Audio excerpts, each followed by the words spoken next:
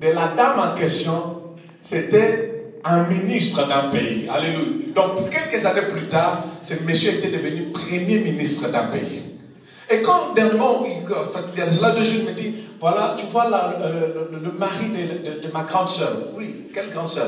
Non, la grande sœur que tu encadres, oui. Son mari, tu connais le premier ministre, un tel.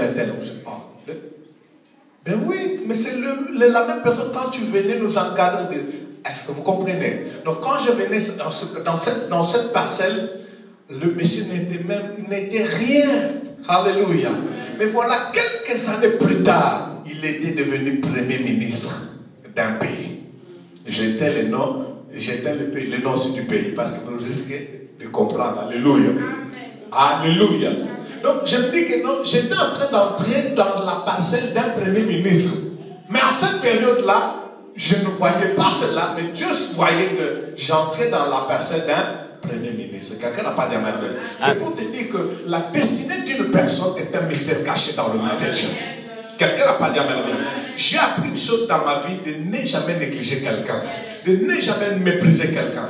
Parce que moi-même j'ai été méprisé. Quand j'ai commencé à prêcher la parole, j'étais trop jeune et trop mince. Les gens me méprisaient, mais ils ne savaient pas la grandeur de ma destinée. Quelqu'un n'a pas dit amen bien. Alléluia. Gloire soit rendue à l'Éternel. Et dans le verset que nous avons lu dans le chapitre 11, on déclare que c'est par la foi que Moïse va célébrer la Pâque. Quand est-ce que Moïse était en train de célébrer la Pâque? C'est quand Israël était à la veille de sa sortie de l'Égypte. Et il va immoler, il va demander à tout Israël d'immoler un agneau. Et que cet agneau soit un homme. Alléluia. Et ils vont le faire et ils vont appliquer le sang sur leur maison. De sorte que quand le destructeur viendra, qu'il ne touche pas aux enfants d'Israël. Et le destructeur, quand il est venu, il a vu le sang. Il est passé outre et il a frappé toutes les maisons des Égyptiens. Alléluia.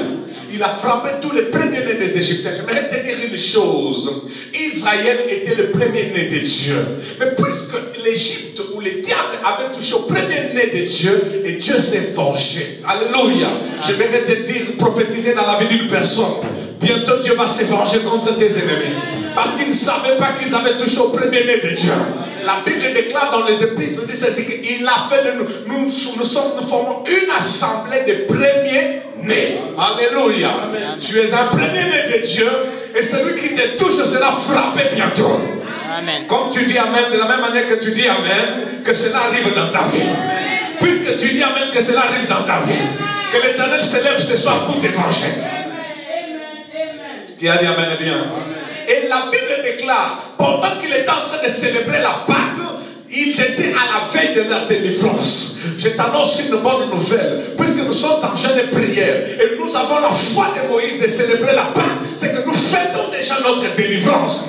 Parce que Moïse voyait déjà la délivrance. En faisant toutes ces cérémonies, Moïse voyait la délivrance. J'aimerais te dire une chose, la foi de Moïse concernant la Pâque, c'est la foi en sa délivrance. Puisque nous parlons de cela, j'aimerais que quelqu'un puisse croire que bientôt la délivrance de sa famille sera palpable. La délivrance dans sa propre vie sera palpable. Si tu dis amen, que cela arrive dans ta vie. Amen. Et quand Moïse a fini, que tout ce que Moïse était en train de faire n'était que la préfiguration des choses à venir. Car Christ est venu, lui l'agneau de Dieu qui a prédestiné, avant même la fondation de la terre, pour mourir à la croix, afin que l'humanité entière soit sauvée. Afin de nous libérer de l'ancienne Égypte et de nous introduire dans le royaume de Dieu. Amen. Amen. Mais c'est quoi le problème aujourd'hui? J'aimerais vous partager encore. Nous continuons sur la foi de la Pâque.